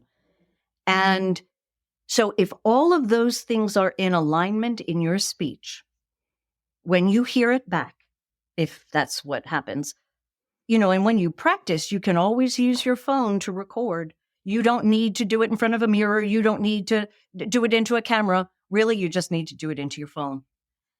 Just know that that is your best self, that is how you present to the world, but you've taken charge of all the things you can control.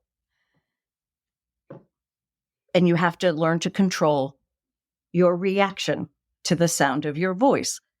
Make peace with it. You just have to make peace. That's all you can do. Take the jacket of judgment off and just make peace. This is what I sound like. And it's different from what I hear to what others hear. And also, I remember being younger, being like, that's my voice. It's so deep. Everyone else has such lovely, like feminine voices. We spoke about that earlier, Yes, but it's okay to have that lower female voice. It Sure is is. absolutely okay with that. Yep. And I don't like always listening to my voice when I edit pieces and what have you. And I've been doing it for a really long time. But I made peace with it. And I wish I could have. Enough with the shouldas and wouldas and couldas, okay? You did it. You're done. And to the pacing part too, sometimes when I'm in meetings, depending on the situation, I will rush my pacing because I don't want to take up too much time, right? Like I don't want to fill the space too much. I think this is a very female thing, not wanting to, I said my piece and then that's it, but I'm going to rush it. So that way you just know that I understand that like time is valuable and I don't want to take up the whole meeting, whatever. This is a previous thought. Now as a speaker, it's like, hey, I'm here. I'm going to say my thought. I'm going to say what I want to say. Like I've got the stage. But I think for a lot of people, when they get up to speak, I need to say it quickly so that way I don't take up too much time or fill the space up too much. Does that make sense? I never thought of that. But if you're going too fast and the pace is too quick, they'll not have completely understood. So you might not as well have stood up. So, absolutely. And you're not confident sounding. Yeah, it's not a helpful thing. I'm just saying the psychology behind sometimes why I talk fast. And I have to stop myself and be like, why are you doing this? Why are you speaking faster? Like, why are you rushing right now? Good point. Yeah, your time is valuable, but so is what you have to say. Yeah. Susan, I could talk to you all day, and I've certainly tried. And I hear you're doing a lot of things. You've got still a lot on your plate that you're doing. You're doing your business. You're a grandma. You're also doing some voiceover work, right? Do you do voiceover work? I don't do as much of it as I used to. Back in the 90s, when phone tree systems had come into existence, I did a ton of that because the largest company in the world that did it was on Long Island, which is where I lived at the time. And I had some of the most high profile clients, American Express and Aer Lingus and Bank of America for a while. And I've had a lot of, but that's not done very often now. And phone trees for companies now, either artificial intelligence does it or somebody in their company does it, because we've all got a lot more used to it. And then the computer age just mostly obliterated that to a great degree. And I still do the occasional voiceover. I'm still the voice of WLIW, which is public television on Long Island. I still do some work for the city of New York in one of their phone trees. Nice. So I still do some. And if asked, I'll do a narration or whatever. And I love to do things now for smaller companies or not-for-profits. And then I donate my time to do it because it's paying it forward, giving it back. That's now what I like to do. And I was the voice for Fix-A-Dent denture cream for about 6 years. I was the dubbed TV voice for them. The woman was British and they needed an American voice. So I did that for 6 years and they finally changed it was an unusual campaign. I would fall off dentures. I would be a little person in a big mouth. It was an unusual campaign. But it lasted 6 years. I mean, they changed, same idea, but they changed the commercial. So it's time to let other folks do that. And, the Emmy that I have is for narration of a documentary for public television. So I'm more than happy to promote other careers and other people and to look back on mine very fondly. I wouldn't change a thing. Well, you're doing wedding directing too. Yeah, I love it. It's like running a TV show. It really is. Between brides and grooms and mothers of the bride and groomsmen who've had too many things to drink. I mean, yeah, it's running back and forth and getting everybody down the aisle and making sure things are done. I love it. It's like producing a TV show. I love it. So you're doing a ton of stuff. You've got a lot of different creative outlets. And this podcast is all about creative outlets and encouraging listeners to try new things. Hopefully they heard some tips today on strengthening their voice and caring for their voice. How do you handle being a beginner at something new? Oh, that's a great question. Well, because when you're new, you're not great at it, right? So then you're like, oh, I don't want to keep doing it because I'm like, sometimes if you pick up something you're like kind of quote unquote good at it, you're like, oh, well, that's easy. I'm going to keep going. So how do you keep going if it's something new that maybe was a struggle at first? Well, you have to remember we've all been new at everything we do at some point. So exactly. you've been new many times before. And I think you just have to go back to that. How did I master that? What allowed me to take the next steps? And sometimes they translate different things to memorize, like in terms of being a wedding director. And when, if the wedding is at 6:00, between 5:30 and 6 is your best and worst half hour. So there are things you have to remember that have to go off exactly on time. And yeah, the first couple of weddings I did, it was a struggle. Nothing bad happened, but it was a struggle. But you just remember, I'll get better at this. They don't need to know it's only my second wedding that I'm directing here. So you just sort of pull confidence from something else that you did. I hate the expression fake it till you make it. I hate it. It's do it until it becomes muscle memory, which doesn't rhyme, so it's not cute. But just try to pull that confidence and keep going. And if you do fall, it's not the fall, it's how you recover from that fall. So, there was that one bride. One of my favorite things to do is to fluff her dress and veil right before we open the doors. And she gets down the aisle and off she went. And her veil caught on some piece of metal on one side of the door. Oh, pulled the veil right off. Pulled her veil right off her head. And she had a couple of choices, I'm sure, but she had a quarter of a second to decide. And she kept going. So, and then I quickly, got the veil and off I went. Now, the wedding video and those wedding photographs have her without a veil. She put the veil back on for the post-wedding pictures, and it was going to be a great story to tell her grandchildren. But she had to make that decision. Off you go. And do I run it down? No. She's going, I'm just going to take that veil and get it right back. So there you go. I relate that to our podcasts. You said when you first came on the first podcast, it was maybe your second one that you did, which was excellent, by the way. You were great. And it was also maybe my first year of podcasting too. Yes. So my voice was a little unsupported as well. I wasn't trained. I hadn't been coached by you yet. Right. So it is amazing, being new at something, you just kind of have to keep going and you get better and you learn. It's something new. It's something you want to do. Give it a little passion. Give it passion. Yeah. That passion is what really helps. Like you said, with speaking, that passion brings it forward. Right. It makes people want to watch, want to listen, want to hear what's next.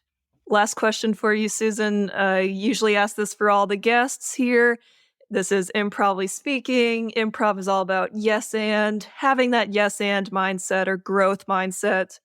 How do you embody a yes and or growth mindset in your life? It took me a really long time. Yes and, because I was a yes but person. And there are things that happen to you over the course of a life that are milestone moments, good and bad.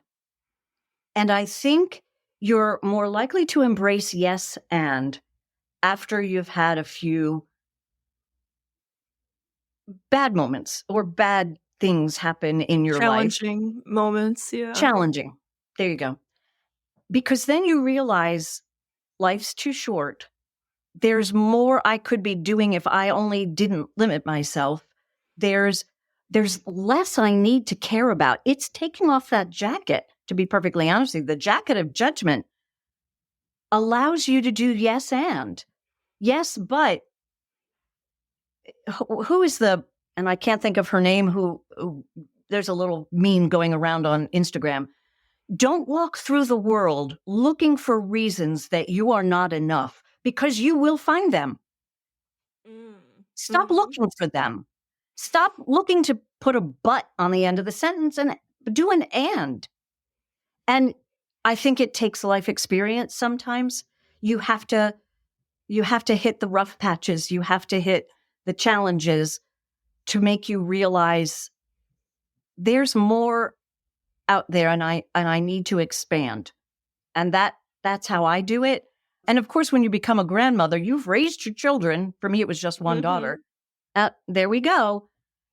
And now the next generation is here, and it's yes and for Murphy B. It was yes but for Claire. So yeah, you'll find that out too, eventually.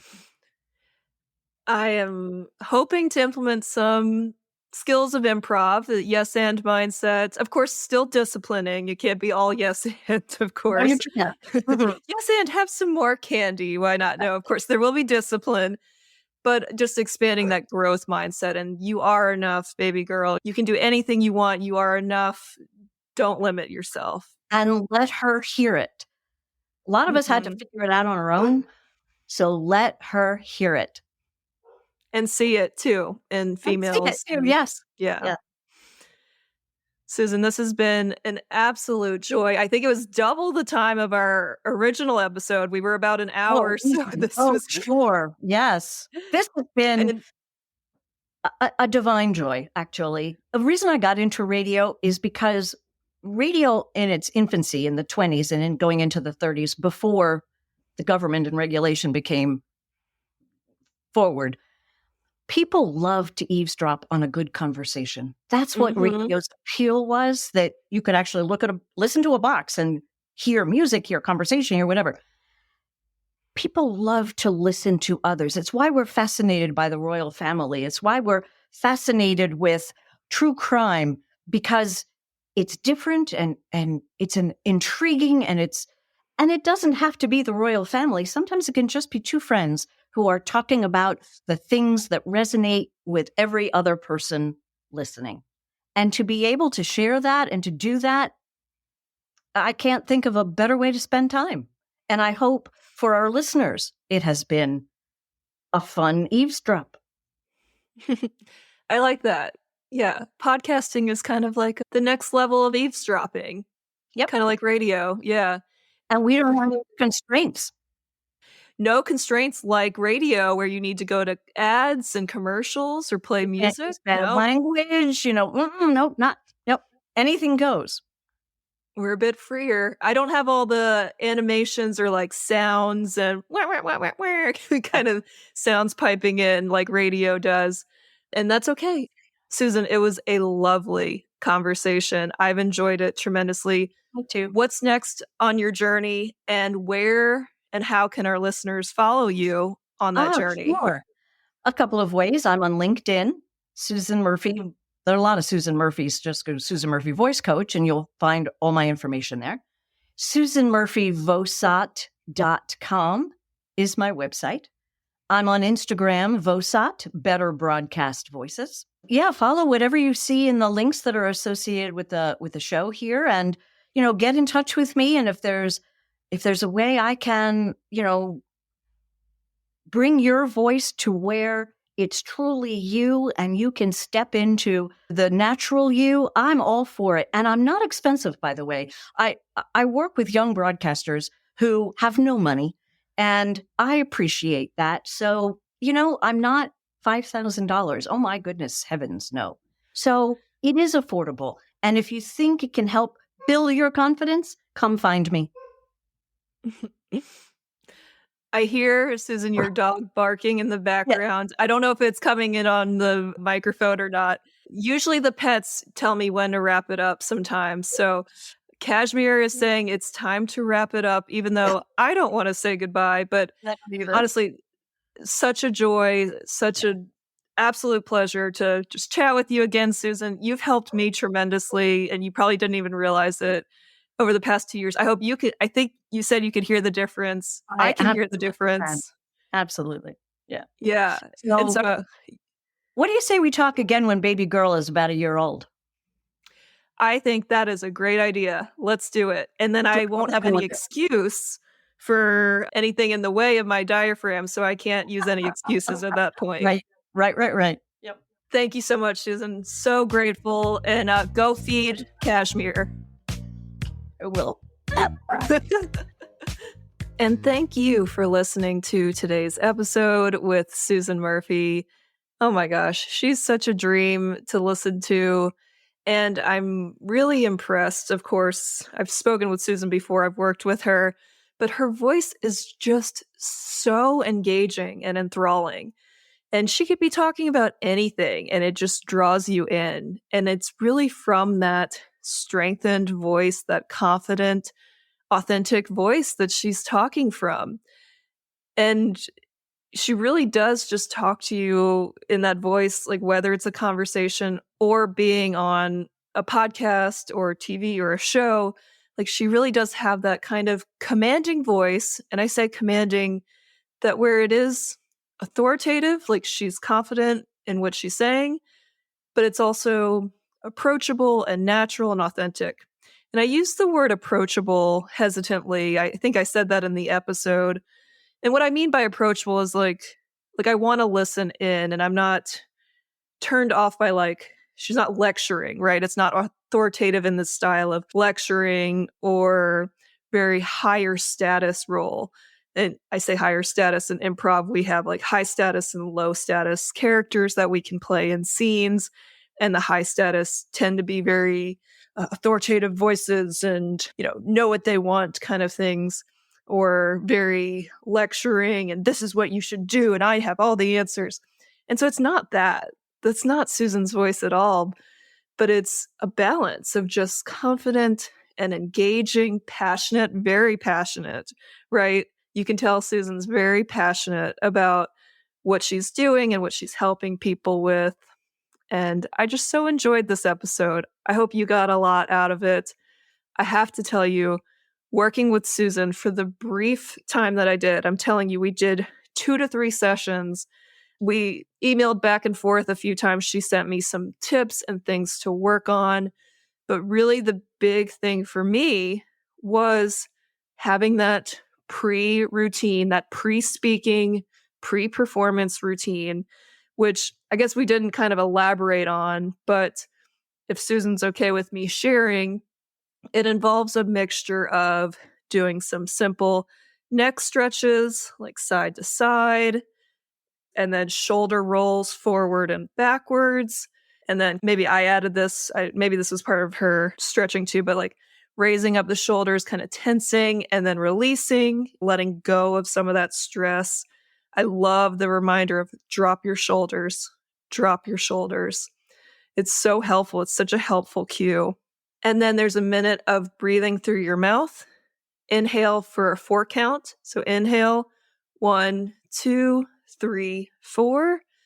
And then exhale for 6 count. 1, 2, 3, 4, 5, 6. You repeat that for about a minute or however long you have. You can add more to this routine. I did ask Susan if she's changed it up a bit. She said she had a few different things. So please contact her to work with her. Like she said, she's very affordable, very helpful too. She just wants to see you succeed. As she said, she had her career. She loved it. She wouldn't change anything about it. And she wants to help the next generation of people coming up in their careers to have just the best careers possible and succeed as well. I love that abundance mindset of giving back and helping people. And Susan has absolutely helped me.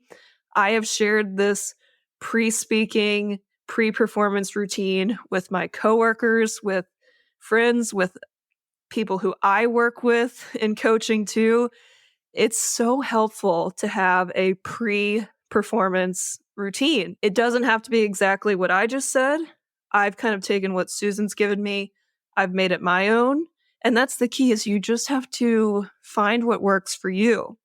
Sometimes I don't have a whole lot of time to do it sounds so silly. I don't have 5 minutes to do the pre-speaking routine, but sometimes I'll do it, but then maybe you're giving a speech or presentation or whatever, and you're in the audience.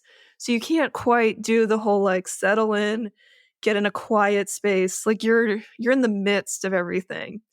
But what I was telling Susan before we recorded is what I love about that minute of breathing is I can be in the midst of the room waiting for my turn to give the presentation, or an improv show. I can be waiting for our turn to get up on stage to perform. And I can do that minute of breathing and no one notices, right? Because it's just me sitting there. I drop my shoulders. I inhale through my mouth, 4 count, exhale through my mouth for a 6 count. And I can repeat that as long as I have. And it really does just help calm the nerves right before I get on stage. Of course, it is better if you're in a quiet place and you can do a full reset. But even if you don't have that time and space, all good, you can still sit there and do it for a minute. How powerful and helpful is that?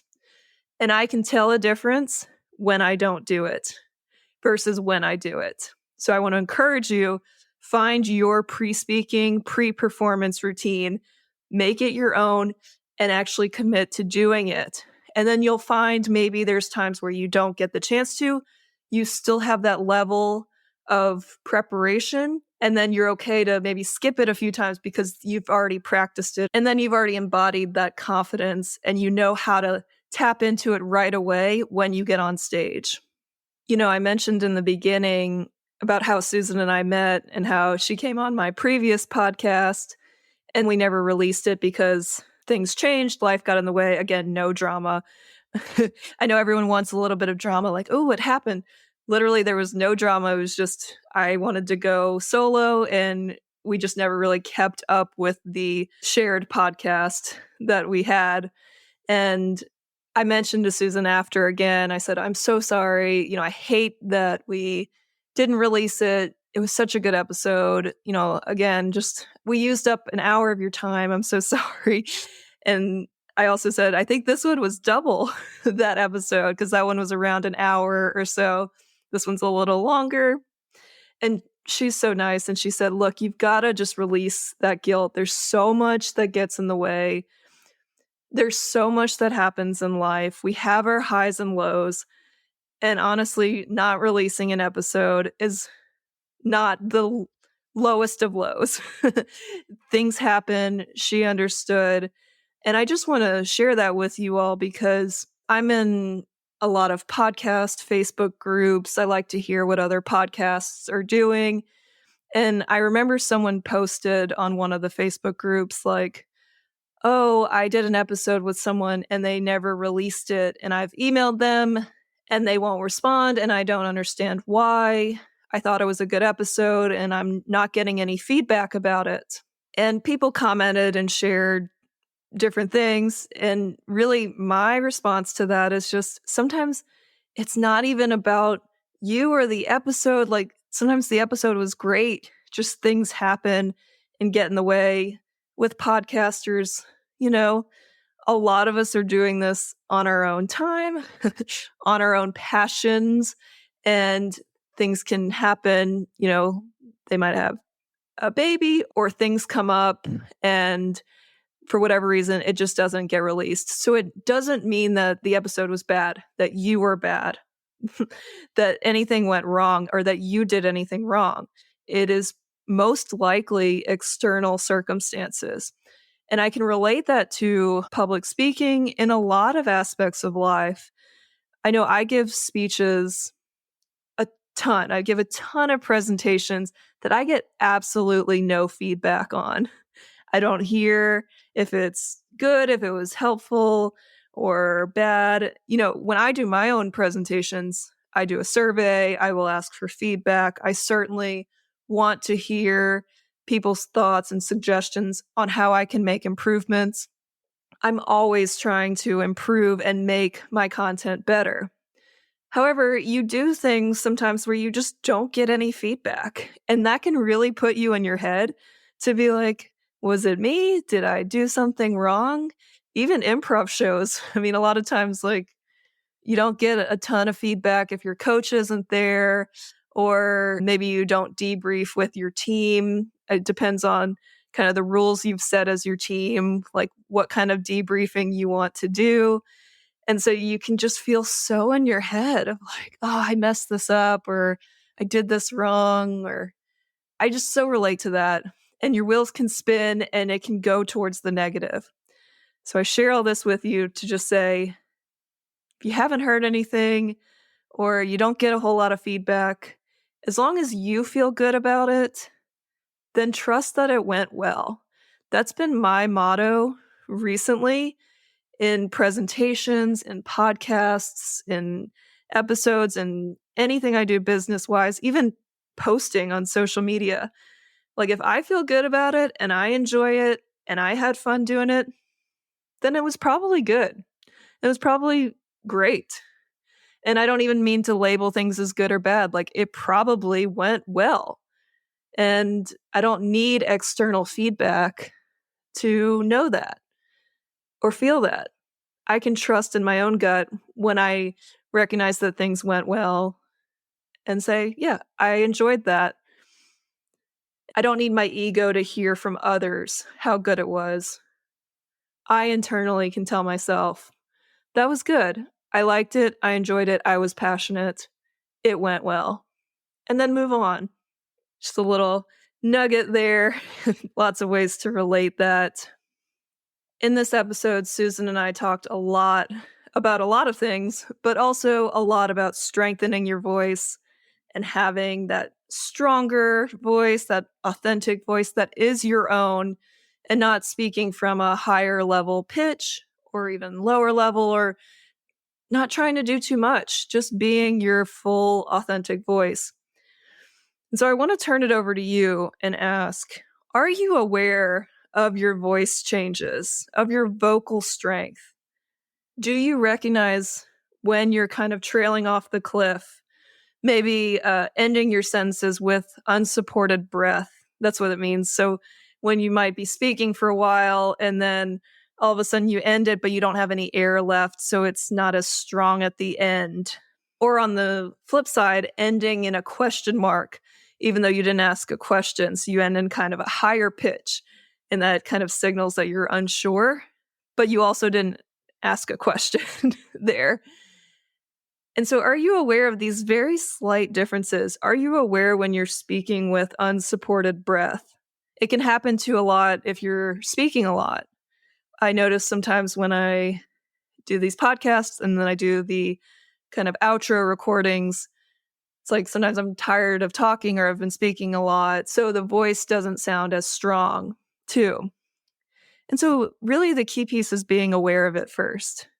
Being aware of how often you're speaking with unsupported breath, how that could be perceived or show up too. And I don't even mean to really focus on the judgment piece of others. It's really your voice can show a level of confidence in speaking, in improv. I didn't say this in the episode, but I was thinking about this too, at least in my improv skills. I've heard the term gray spacing, and I think what it is, if I can explain it correctly, it is where you might not actually know what's going on, but let's say you're trying to say someone's name or you're saying where you're at, you're adding to, or you're giving a gift, and you just say it naturally. And that's kind of filling that gray space.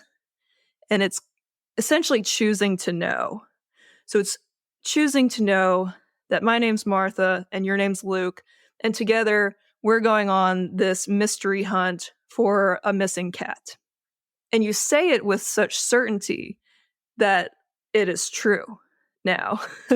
Because I didn't have to go, my name is Martha, and yours is Luke. It's more the gray spacing and choosing to know. My name's Martha, your name's Luke. Together we're going to find this missing cat. Done, right? Then we can add to it, we can add to the scene. And so having your voice be in control there, and also trusting your skills, letting go of judgment, not being in your head and being in the moment. There's so many things that go into it. But having that strong voice can help you to gray space better, because then you say it with such certainty, the audience will believe you more. And you'll believe yourself more, and your scene partner will believe you more. You can be a better actor and improviser too along the way. So the voice really can help in improv and speaking. It helps everywhere. And the key is to be aware of it. I am very aware of it when I'm speaking, when I'm podcasting, when I'm in meetings too, for the most part, especially if it's a more quote unquote important meeting. But honestly, anytime you're speaking, you should try to warm up your voice. But I have noticed in improv, when I play characters, no matter the status, higher status, lower status, different characters, whatever, I've got that slight bit of uncertainty still. I'm not quite gray spacing quick enough. I'm not choosing to know quick enough. And the audience can tell that. I am new to improv. I'm 4 years in my improv journey. I'm still learning. I'm getting there. It's all good. It is an awareness tool, and it is something I can do to grow, develop, and get better. And that is wonderful. So I want to encourage you, check out Susan's offerings. Even if you're not in broadcasting, I know that is maybe a niche industry. Maybe that's something you're not a part of. I am not in the broadcast industry at all. I don't think podcasting counts as the broadcasting industry. And I still worked with Susan, and it was so helpful. Check out her website, Susan Murphy Vosot. Check out her Instagram, LinkedIn. She's such a helpful resource. And also you can follow me on Instagram at Improvly Speaking. On LinkedIn, I'm at Dayna Gowan. And then my website is improvlyspeaking.com. I mentioned that we are recording this when I'm 8 months pregnant. So when this comes out, baby girl will be here, hopefully happy and healthy. And mama here is happy and healthy too, and recovering, and we're all recovering and doing well. And so I say that all to say is I have no idea what will be going on in the business. At that point, I do intend to keep the podcast going. I have batch recorded everything. The podcast is really important to me, and I want to keep it going and I want to keep the momentum going as well. I really enjoy this. This is my passion. I love talking with people. So, all that to say is, I don't know what will quite be going on for me at this point when this episode gets released, but please follow me on Instagram at Improvly Speaking, on LinkedIn at Dayna Gowan, and then you can find out more about my services and offerings coming up on my website at improvryspeaking.com. One last reminder and cue to drop your shoulders, take a few deep breaths before you present, speak, get up on stage, do your improv show, go to dinner with a friend in a loud bar and restaurant. Drop your shoulders, relax, and allow that confident, natural voice to take over, and notice the difference when it does. Thank you so much for listening and supporting Improvly Speaking. I also want to remind you and encourage you to say yes and go out and flex your creative thinking. I'll talk to you next time.